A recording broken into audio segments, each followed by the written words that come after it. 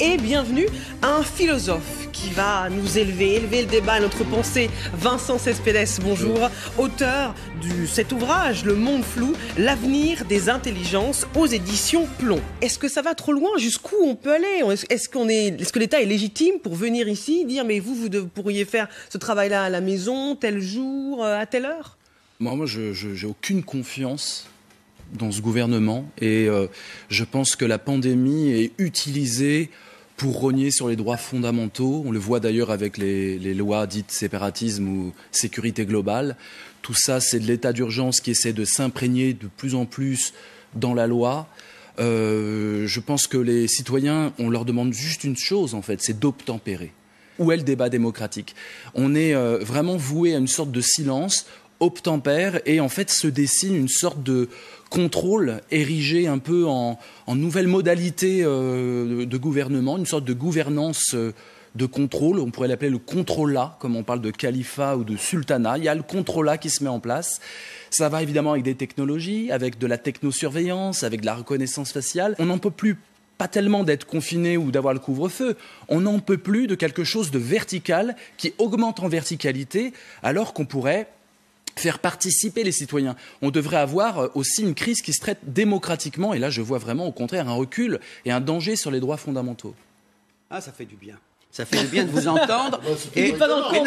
Connaissant Vincent, c'est normal qu'il dise ça. Je serais étonné de dire le contraire. Après, le problème, là, en France, c'est tenu. C'est tenu. Et c'est tenu, on ne peut pas dire qu'il y ait, la menace du policier partout. Ça n'est pas vrai. Enfin, je veux dire, non, mais il faut arrêter, là. On n'est pas dans un état policier. Mais c'est débile. Comment on peut dire des choses pareilles? Les économistes parlent de démocratie défaillante. On y vient juste après. Okay. Céline, vous vouliez réagir en disant on n'est pas encore dans le contrôlat. Oui, parce que en fait, la réalité, le problème de mettre des mots extrêmement forts sur une réalité qui ne les traduit pas, c'est que le jour où on se retrouve en face d'une vraie atteinte au principe démocratique, on n'a même plus de mots. Bravo. Donc là, je trouve qu'il y a quand même une forme d'inflation verbale qui décrit mal la réalité et qui peut en plus nous désarmer quand on aura de véritables problèmes. Qui a parlé de dictature? Très bien, Céline, personne ne parle de dictature. Elle parlait de contrôlat. Elle reprenait le terme de contrôlat, tout simplement parce que l'idée, par exemple, d'une société qui soit quadrillée extrêmement policière, elle est d'abord visuelle. Et elle va se traduire par des comportements, on va se surveiller soi-même, Aujourd'hui, moi, je suis la première. Le nombre de fois où je sors, j'arrive devant la boulangerie et je fais demi-tour, je retourne à la voiture, j'ai oublié le masque. Et c'est parce que je vois la boulangère masquée.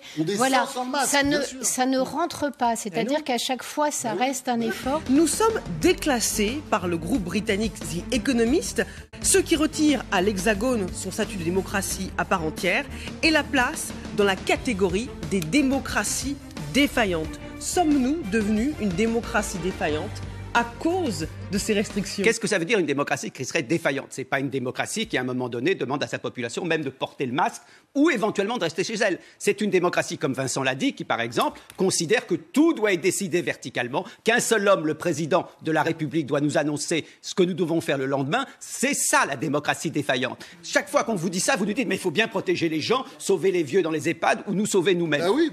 Actuellement, toute une zone est convenable, toute une zone, je l'ai dit de dire, ne met pas trop en menace nos libertés. Et il y a toute une zone où, effectivement, c'est celle-là qui nous intéresse. Celle-là est excessive. Où, effectivement, on demande à la police trop de zèle. Où, effectivement, c'est centralisé. Où il n'y a pas...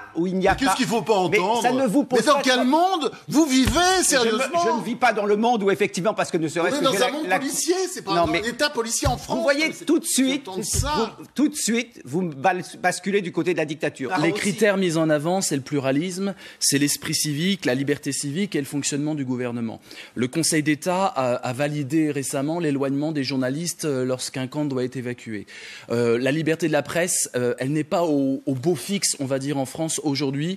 On l'a vu avec toutes les mesures de loi, sécurité globale et autres. On a créé un glossaire spécial Covid. Et dans le glossaire spécial Covid, qui circule sur Internet comme un mème, on a facultatoire. J'adore ce néologisme. C'est facultatif, mais ça risque de devenir obligatoire. Eh bien, c'est un peu ça. C'est-à-dire que la crise sanitaire, c'est un peu la courroie de transmission entre des mesures extrêmement liberticides qui essayent de passer sous couvert du sanitaire, mais qui risquent d'imprégner du durablement d'abord notre conception mentale des choses, notre résignation, notre négligence par rapport au combat pour les libertés. Défaillante, à mon avis, c'est juste ça. C'est-à-dire où sont les contre-pouvoirs, où est la surveillance de la surveillance, qui surveille la surveillance.